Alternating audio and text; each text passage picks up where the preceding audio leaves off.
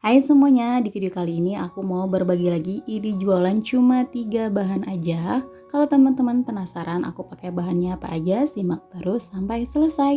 Pertama-tama aku masukkan 150 gram tepung terigu, kemudian aku tambahkan setengah sendok teh kaldu bubuk. Nah, ini diaduk-aduk dulu sampai tercampur rata.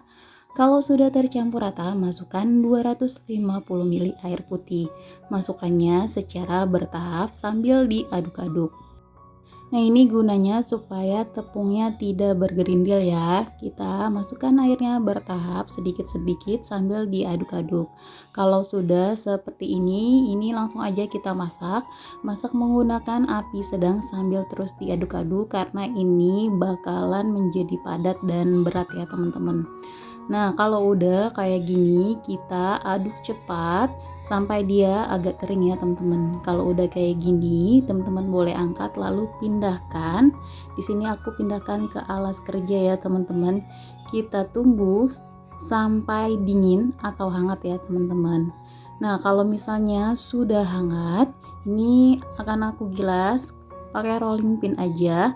Kalau masih agak lengket, ini rolling pinnya kita kasih minyak goreng aja ya teman-teman. Nah, ini aku kasih minyak goreng karena agak sedikit lengket.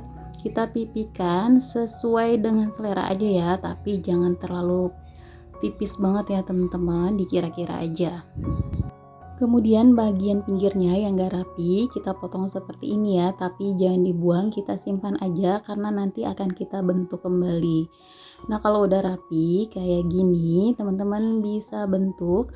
Aku bentuknya panjang dulu seperti ini. Kemudian aku belah lagi di bagian tengahnya biar nggak terlalu kepanjangan.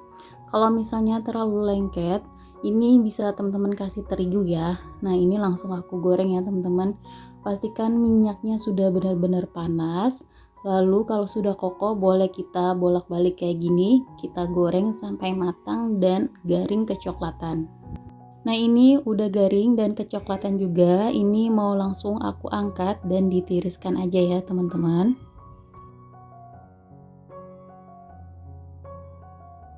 Kemudian kita goreng kembali untuk sisanya ya.